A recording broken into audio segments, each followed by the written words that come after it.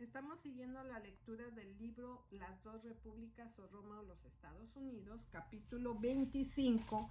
El título lleva por nombre La Gran Conspiración, cuarta y última parte. En una convención del octavo distrito de la mujer cristiana, de la Unión de Temperancia de la Mujer Cristiana en Wisconsin, celebrada en Augusta el 2 de octubre de 1888, representó a 15 condados, pasó sin una voz disidente el siguiente preámbulo y resolución. Considerando que Dios quiere que todos los hombres honren al Hijo, así como honra al Padre, y considerando que la ley civil que Cristo dio desde el Sinaí es la única ley perfecta y la única ley que garantiza los derechos de todas las clases, por tanto, se resuelve que el gobierno civil debe reconocer a Cristo como el gobernador moral y su ley como norma de legislación. Y la Convención Nacional de la Mujer Cristiana de la Templanza del mismo año, celebrada en Nueva York, en el 23 del mismo mes, confirmó esta acción y principio de la misma mediante la aprobación de la siguiente resolución, la primera de una serie de resoluciones adoptadas oficialmente.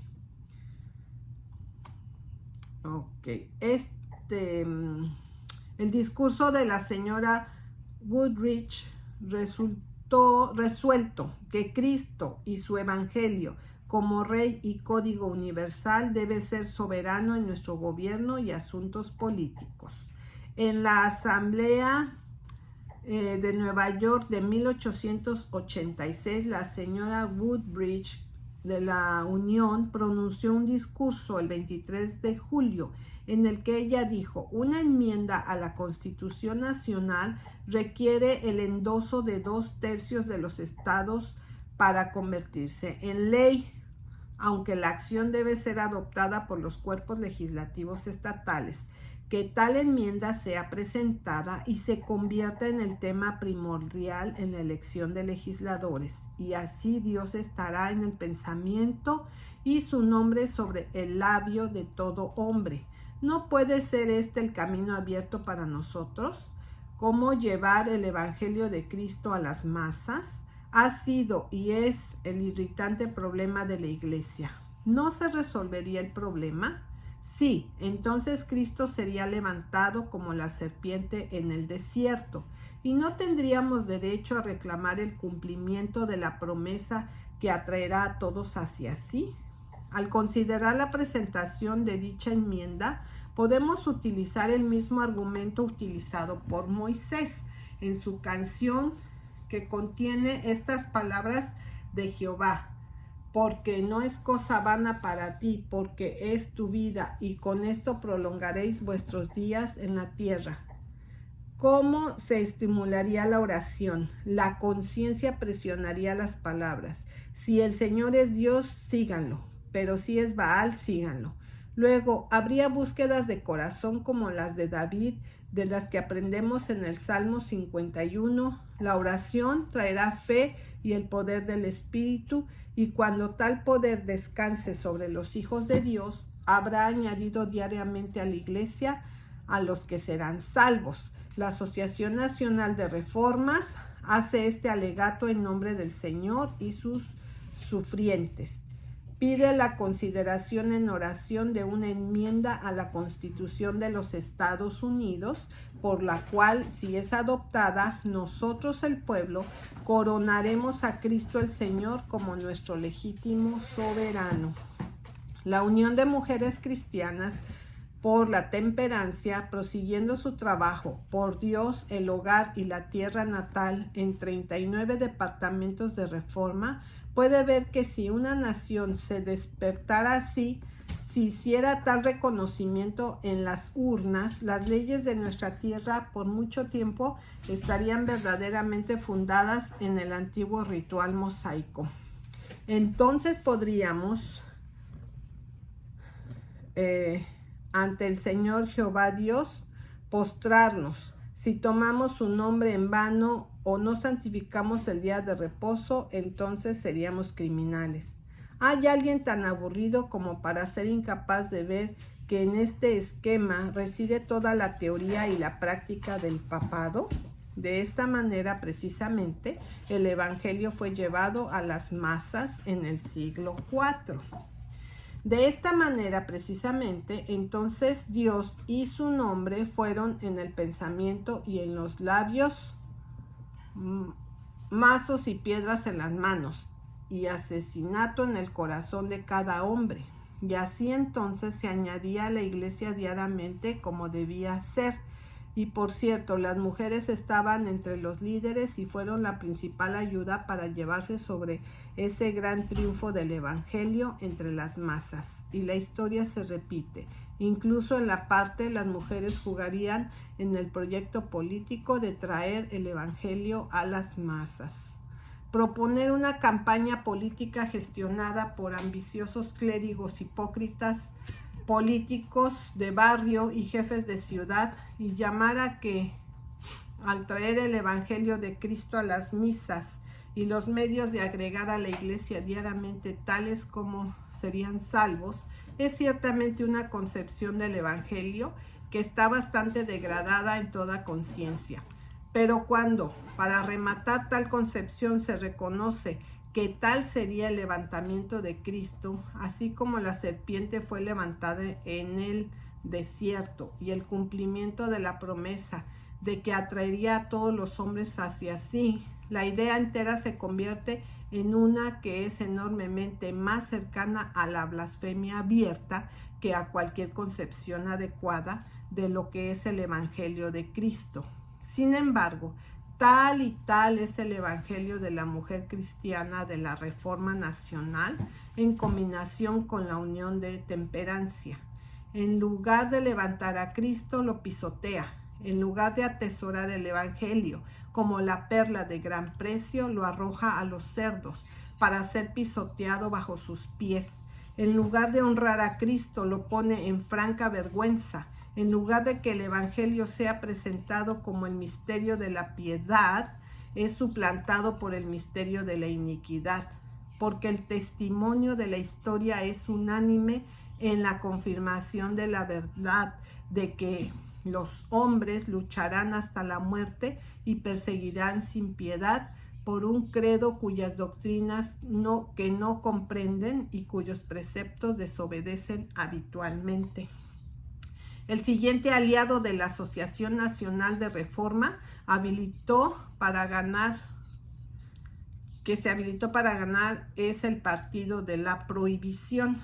En 1887, varias convenciones estatales tomaron el mismo terreno como la asociación, y en 1888 la Convención Nacional de Prohibición, celebrada en Indianápolis, dijo: el partido de la Convención Nacional de Prohibición se reunió, reconociendo a Dios Todopoderoso como la fuente de todo poder en el gobierno.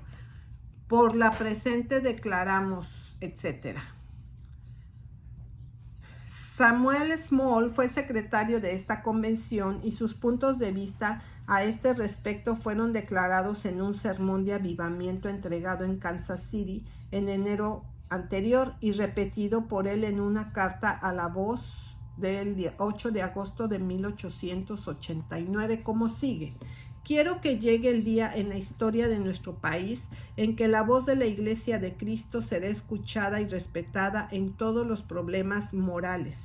Siempre esperaré y esperaré pacientemente el día en que la legislación estatal, nacional y municipal se proyectará en armonía con el principio eterno de justicia y rectitud, revelado por Cristo y proclamado por su Iglesia. Feliz será el día cuando el armonioso juicio del pueblo de Dios en América sobre los temas de la templanza, pureza y rectitud serán recibidos con respeto y serán promulgados en leyes. ¿Qué más ha sido el papado que esto? ¿Qué más alguna vez afirmó ser? Todo lo que el papado siempre quiso era que la legislación estatal, nacional, municipal debiera proyectarse en armonía con los principios de justicia y justicia proclamada por la Iglesia, y que el juicio armonioso del pueblo de Dios, y para averiguar lo que fue este juicio armonioso, es lo que todos los consejos eran, deben ser respetados y promulgados en leyes. Eso es todo lo que siempre quiso, y eso es todo lo que quiere ahora, como se ve en las palabras del Papa León XIII, y como para hacer perfectamente aclarar la actitud del Partido de Prohibición Nacional, el señor Small en la misma carta continúa de la siguiente manera: sostengo que las expresiones anteriores están en perfecta armonía con los principios del Partido de la Prohibición Nacional, tal como se expresa en su preámbulo y plataforma. Y el vocero apoyó la carta en todo momento. Estas evidencias son suficientes para demostrar que con el liderazgo parte de la prohibición de terceros, el principio de la prohibición está totalmente subordinada al esquema para asegurar legislación religiosa y al establecimiento del poder de la Iglesia eclesiástica por encima de lo civil, y que la alianza con la Asociación Nacional de Reformas no es un accidente. Un tercer aliado de la Asociación Nacional de Reforma es la Unión Sabática Americana, que se organizó en la ciudad de Nueva York el 13 de noviembre de 1888. La forma en que se llevó a cabo es la siguiente. En el año 1888 fue el momento de la reunión ordinaria de la Conferencia General de la Iglesia Metodista Episcopal. Antes, en el año anterior a la reunión de la conferencia, el reverendo Artesanía, circulado entre los funcionarios de las asociaciones de la ley dominical en todas las partes del país, hizo circular la siguiente petición: la Conferencia General de la Iglesia Metodista Episcopal, estimados padres y hermanos, el abajo firmante solicita sinceramente a ustedes, como representantes de la denominación más grande de cristianos estadounidenses, tomar la iniciativa de formar un comité nacional del sábado, al nombrar a varias personas para que sirvan en su nombre en dicho comité, con instrucciones para pedir a otros cuerpos religiosos en su nombre y nombrar representantes para formar parte del mismo comité, a fin de que la invasión de nuestro día de descanso y adoración por las Fuerzas Unidas del tráfico de licor y sus aliados puedan ser resistidos con éxito por las Fuerzas Unidas del cristianismo estadounidense, en interés tanto de la Iglesia como de la nación, de moralidad y de libertad. Cuando se reunió dicha conferencia general, la petición fue presentada por el reverendo Knowles, editor de la Perla de Díaz. La petición fue remitida a la Comisión del Estado de la Iglesia el 15 de mayo. Este comité hizo el siguiente informe, que fue adoptado por unanimidad. En vista de los importantes intereses involucrados en el monumento mencionado, su comité recomienda lo siguiente para su adopción en la Conferencia General. Se resuelve que la Conferencia General de la Iglesia Metodista Episcopal, en respuesta a una petición firmada por los oficiales de las asociaciones del sábado de este país y por más de 600 otros peticionarios de diferentes denominaciones evangélicas, tomaron la iniciativa formando un Comité Nacional del Sábado.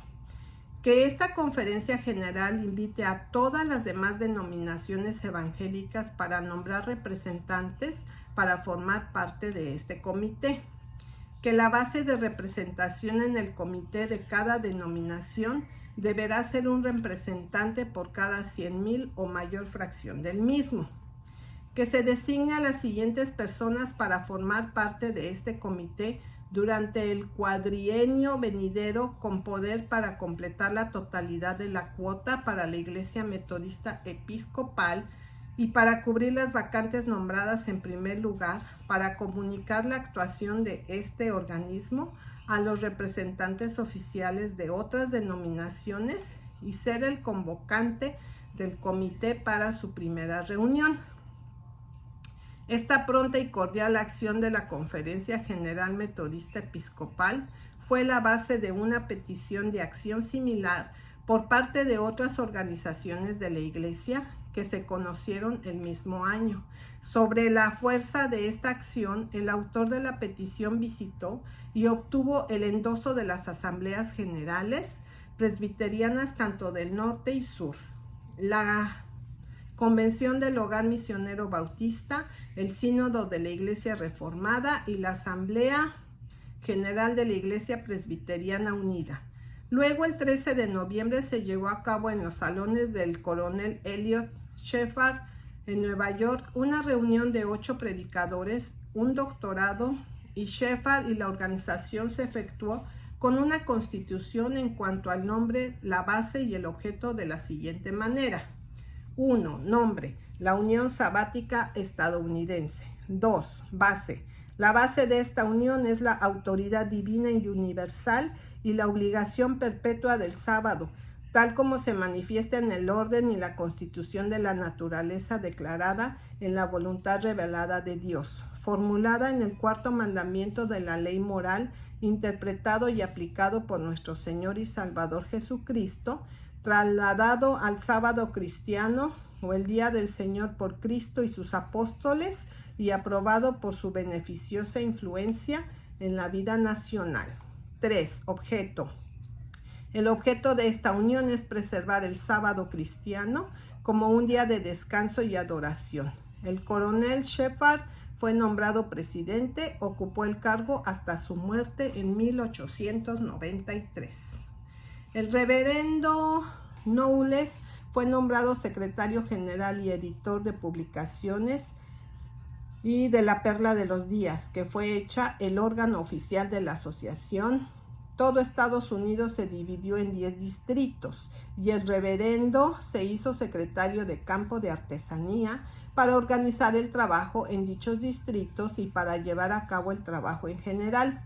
Cuando esta organización tenía solo un mes, se celebró en Washington una convención compuesta por ellos mismos, los reformadores nacionales y la mujer cristiana y los gerentes del sindicato de la templanza, con el fin de instar en el Congreso por todos los medios que pudieron emplear una legislación religiosa que, si se aseguraba, comprometería a la nación a todo el esquema de reforma nacional. Hemos visto que el primer paso definitivo hacia la organización de la Unión Sabática Estadounidense estaba presentada a la Conferencia General Episcopal Metodista, una petición firmada en numerosas ocasiones por asociaciones de derecho dominical ya existente. El jefe de estos era la Asociación de Illinois, que data su existencia activa como organización de una convención celebrada en la ciudad de Elgin el 8 de noviembre de 1887. Declaraciones y argumentos del representante. Los hombres en esta convención, por lo tanto, mostrarán justamente el intento de la unión que no solo creció en gran medida fuera de ella, pero de la que luego se convirtió en una parte importante. El reverendo Mandeville de Chicago hizo uno de los principales discursos de la convención. Después se convirtió en presidente de la asociación estatal y en vicepresidente de la American Sabbath Union, la última de las cuales existe todavía. En su discurso de Elgin, el doctor Mandeville habló sobre el tema de algunos peligros relacionados con la observancia del sábado, en el curso del cual él dijo: el tema tiene dos caras, no debemos mirar solo el lado de los religiosos. Los intereses de la Iglesia y el Estado están unidos, ellos deben resistir o caer juntos, y todos hacen un gran espectáculo de inocencia herida cuando alguna persona se opone al movimiento, alegando que crearía una unión de Iglesia y Estado. En el mismo discurso, el doctor Mandeville dijo además: los comerciantes de Tiro insistieron en vender bienes cerca del templo en sábado, y Nehemías obligó a los oficiales de la ley a hacer su deber y detenerlo para que pudieran Para que podamos obligar a los agentes de la ley a hacer su deber, cuando la Iglesia de Dios despierte y cumpla con su deber por un lado y el Estado por el otro, no tendremos más problemas en este asunto, si todos sabemos cómo era antes. Los apacibles albinguenses en el sur de Francia perturbaron mucho a la Iglesia, pues se negaron a obtener sus órdenes. Pero la Iglesia estuvo bien despierta, porque Inocencio III era papa, y con el mando, levántate rey cristiano, levántate, obra de venganza, se encargó de que el Estado estuviera despierto por otro lado. Luego, con la Iglesia despierta a su deber por un lado y el Estado por el otro, los albinguenses fueron borrados de la tierra y no hubo más problemas en este asunto. Vale la pena notar además esta declaración sobre el mérito de su argumento, porque no solo fue utilizado allí por el doctor Mandeville, pero es utilizado en todas partes por toda la Alianza de Reforma Nacional en su argumento común y de ejemplo. Nehemías gobernaba allí en una verdadera teocracia, un gobierno de Dios. La ley de Dios era la ley de la tierra, y la voluntad de Dios se dio a conocer por la palabra escrita y por los profetas. Por lo tanto, si el argumento del doctor Mandeville es de cualquier fuerza en absoluto, es así solo sobre la afirmación de que el gobierno aquí debería ser una teocracia. Con esta idea, el punto de vista del señor Crafts coincide precisamente, y no fue solo el campo del secretario, pero el creador de la ley de la Unión Dominical Nacional afirma, como se expresa en sus propias palabras, en el Christian Statesman del 5 de julio de 1888, que los predicadores son los sucesores de los profetas. Ahora, junto a estas cosas, el gobierno de Israel era una teocracia. La voluntad de Dios se dio a conocer al gobernante de los profetas. El gobernante obligó a los oficiales de la ley para evitar que los impíos vendieran bienes en el sábado. Por esta combinación religiosa, el gobierno de Estados Unidos se convertirá en una teocracia. Los predicadores son los sucesores de los profetas y están para obligar a los funcionarios de la ley a evitar toda venta de bienes y de toda forma de trabajo el domingo. Esto muestra de manera concluyente que estos predicadores tienen la intención de llevar la supremacía a sus manos, declarar oficialmente la voluntad de Dios y obligar a todos los hombres para ajustarse a ella. Y esta deducción está asegurada por las palabras del profesor Blanchard en la Convención de Elgin. En esta obra que estamos emprendiendo para el sábado somos los representantes de Dios. El ejemplo de Nehemías nunca podrá ser citado como precedente sobre cualquier tema, bajo cualquier forma de gobierno, excepto una teocracia. Y cuando se cita como ejemplo en cualquier caso en los Estados Unidos, solo puede ser así según la teoría de que el gobierno de las ciudades o estados de la Unión y la propia Unión debería ser una teocracia. Una teocracia es esencialmente un gobierno religioso. Las leyes del sábado pertenecen solo a una teocracia. Se abogan por las leyes dominicales en la teoría de que el domingo se sustituye por el sábado. Por lo tanto, son inseparables de una teoría teocrática del gobierno. En tal teoría se originaron las leyes dominicales. Con tal teoría a la que pertenecen y cada argumento en favor de las leyes del domingo está la naturaleza del caso, obligada a presuponer una forma teocrática de gobierno. Tal es la combinación de la Reforma Nacional y sus principios, tal como está en sí misma considerada. Y de todo esto es evidente que todo el esquema y la organización forman solo una colosal combinación religiosa para lograr propósitos políticos.